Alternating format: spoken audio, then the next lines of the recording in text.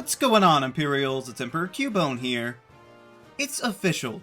In Sword and Shield, the Pokédex will be incomplete. Now, there have always been games where you can't catch them all, but you still could transfer them over if you wanted to. Many fans are on edge worrying that their favorites might not be included into these new games on the Switch, which is understandable. But that got me thinking, if it were up to me, who would I put into a limited dex? What existing Pokemon would I use to create my own regional Pokédex? Now we're going to need to set up some ground rules here. Firstly, all of the obligatory categories have to be selected. We can pick Pokemon that fit said categories from any region and put them together here. So obviously we'll need starters, a regional bug line, a regional bird line, a regional rodent line, a regional cat line, a Pikachu clone, a pair of fossils, a pair of Pokemon that aren't related but do have connections, Pokemon that you can find while in caves and that you can find while surfing, the Pokemon that's difficult to find and or evolve, at least 2 Pokemon that do not evolve, a pseudo-legendary line, and we'll say a minimum of 5 legendaries. And if we want to, we could include at least 1 evolutionary line of Pokemon from each of the types in addition to all of these categories, to provide balance and so that it wouldn't be the smallest regional dex ever. But it doesn't have to be just me. Since I recently crossed over 50,000 subscribers, I felt like sharing and seeing what other Pokemon masters have to say about this topic as well. So I'd like to see if we can start this concept in a tag of sorts and include other content creators in this topic, since I would genuinely be curious to see the results. So beginning with the starters, this is actually pretty easy for me. I would choose Trico, Charmander, and Piplup. These 3 all evolve into bigger pure-typed middle stages, but then they become amazing dynamic third stages. Sure, it might not be perfectly balanced all around as far as type matchups go, but these are some really versatile Pokemon, able to learn many coverage moves, including ones to take out their rivals. So any one that you might pick, you're gonna get something extraordinary. And the fact that these 3 starters just so happen to line up with being my top 3 favorite Pokemon of all time really doesn't hurt in the slightest. Next are the common entries to every generation that show off evolutions in the early game. We'll start with the bug, and for me, the regional bug I would choose is Grubbin. This bug with the massive mandibles is a lot more resilient than the traditional early game bugs, and benefits from many more useful coverage moves. But what really sets it apart from the other regional bugs is its evolutions, Charjabug and Vikavolt, which become electric types instead of the more predictable flying or poison. Now, picking from the regional birds is a bit more difficult because most of them are pretty solid to exceptional.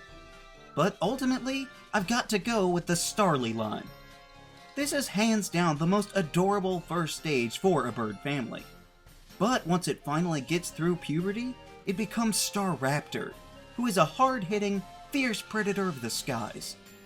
And even though a lot of its best moves might have some kind of drawback, it will be able to help out with most of the Pokemon that are coming onto this list later. Now we come to the regional rodents, and out of all of the small, early 2-stage normal types, I'd probably choose Zigzagoon. We don't really have to worry about HMs anymore, but Linoone can be highly adaptable, and the pickup ability is quite helpful as well. So if I had to pick a Pokemon to raise to about level 20 and then put in the box once I got better ones, I would not mind Linoone filling that role at all. But another tradition for most Pokemon regions is to have a cat Pokemon of some kind, and to me, the best one of those is Skitty. It is simply one of the cutest Pokemon in existence, and exemplifies all the best parts of being a feline. And I've grown to appreciate its evolved form Delcatty that some others still seem to overlook. But I would gladly take these 2 elegant Pokemon in this category to fill in my own dex. Now we get to the Pikachu clones, in which there aren't really any terrible choices, despite the fact that Pikachu is also available in most of these regions as well. Personally, I would go with Plusle, who I've always liked, but was also the breakout star and savior of a recent Nuzlocke, where it was the only one to live through the whole game from the beginning. And since we have Plusle, it would be foolish not to have Minun as well, for the complete experience. Having both poles of this Pikachu clone magnet will help to flesh out the dex just that tiny bit more. Next are the pair of fossils. I actually like most of the fossils out there, and it doesn't have to be this way at all, but it just so happens that my two favorite fossils already are from the same games, with the Jaw fossil and the Sail fossil creating Tyrant and Amara. I love the designs of these two dinosaurs, and their unique typings as well. But when they evolve, they become absolutely astonishing. One is a powerful, terrifying Tyrannosaurus, and the other is a prehistoric display of the splendor contained in the Northern Lights. Again, you can pick from any of the fossils in this exercise, but for me, when these two came out, they instantly outclassed all of the other ones that had been around for years.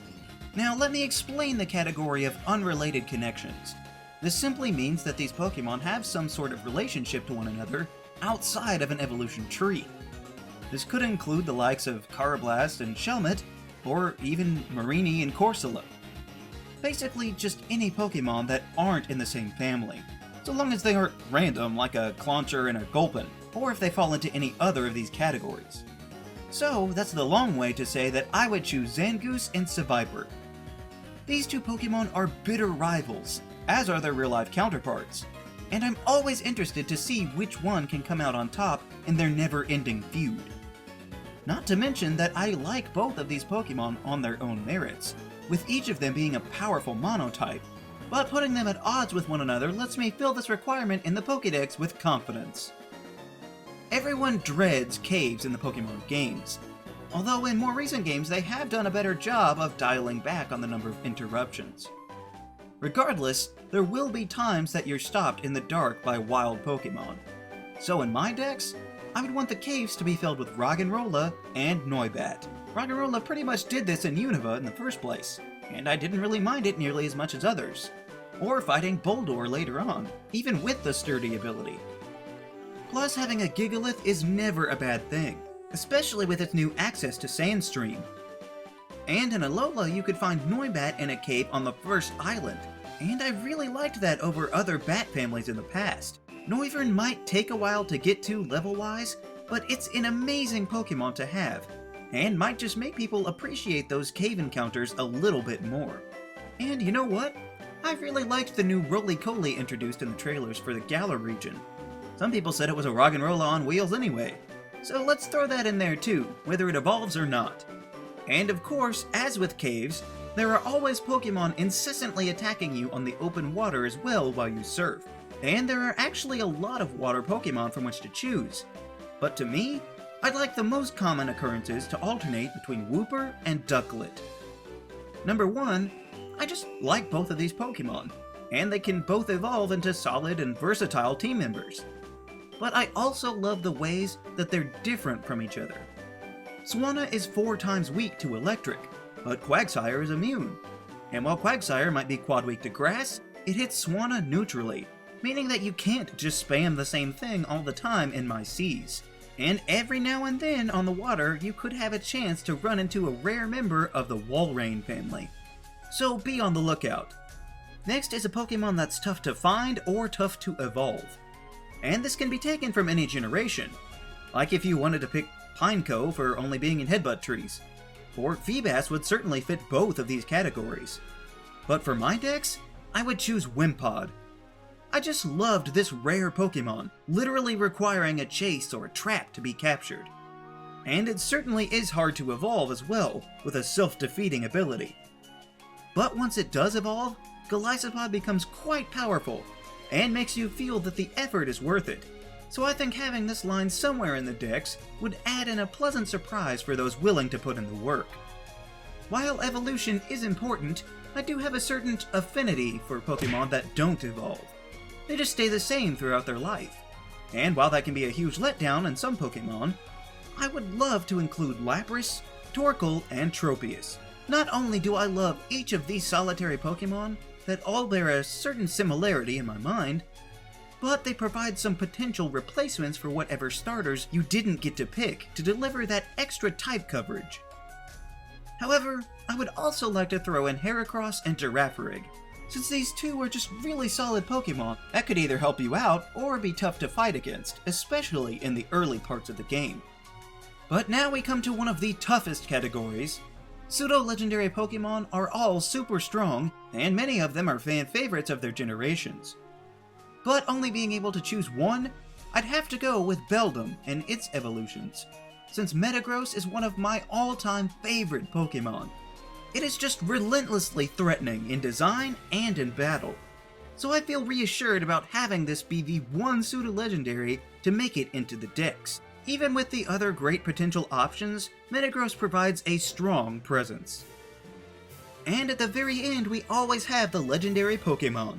Now we laid out a minimum of 5, and it can be any 5. It doesn't have to come with its other pairings. For instance, my first pick would be to have Articuno by itself. I've always found Articuno to be a majestic ice type, and my favorite legendary from the first generation, so I would definitely want it in my own Dex. And a similar scenario arose in Gen 2 when I liked Raikou better than the other beasts. As a big saber-toothed Thundercat, Raikou somehow got passed over for its own movie like the other two, so we at least need to make up for that. Next, I would go with the Protector of the Skies, Rayquaza. This high-flying dragon type is strong enough to settle disputes between other legendaries, so it might be nice to have as a referee for some of these other ones in the Dex, like Dialga being one of the legendaries as well. The mascot for one of the Gen 4 games and the embodiment of time in the universe is a very well-designed legendary in my opinion, and it has a wonderful typing, with additional coverage, that makes it more than worthy of the legendary moniker. And finally, for the last legendary, I think I would include Melmetal. This kind of surprised me since Melmetal is so new, but I actually really like the vibe that it gives off as a powerful machine for battle. But then again, the allure might be so strong just because I've yet to actually get one for myself. I suppose that means by extension, Meltan would also be in the Dex, which I'm fine with having as a mythical. But not only are these legends some of my favorites, I imagine that you could craft some interesting lore to rationalize them all being together in the same Pokédex. And this is not required, but I would be remiss if I didn't put in at least one of each type into the Dex. But I would like to have a bit more than just one. Altogether, these Pokémon, along with the previous categories put into the Dex, is a little over 140 Pokémon in total, which I think is a good resting place since it's not the highest, but also has a hefty leg up on some of the others. And hey, if you're having fun, why stop there? You can pick your own professor, or pick your very own rival. You can pick which of the gym leaders you would want out of the entire pool. Pick who you would want to be your girlfriend. I mean, which evil team would you pick? Or maybe you'd even like to wait until after Sword and Shield come out, so that you have as much to work with as possible. And that is completely fine. I would just really love to hear what others have to say and see how they would construct their own decks. And you don't even have to wait for the tag if you want, nor do you have to be at 50,000 subscribers to participate either.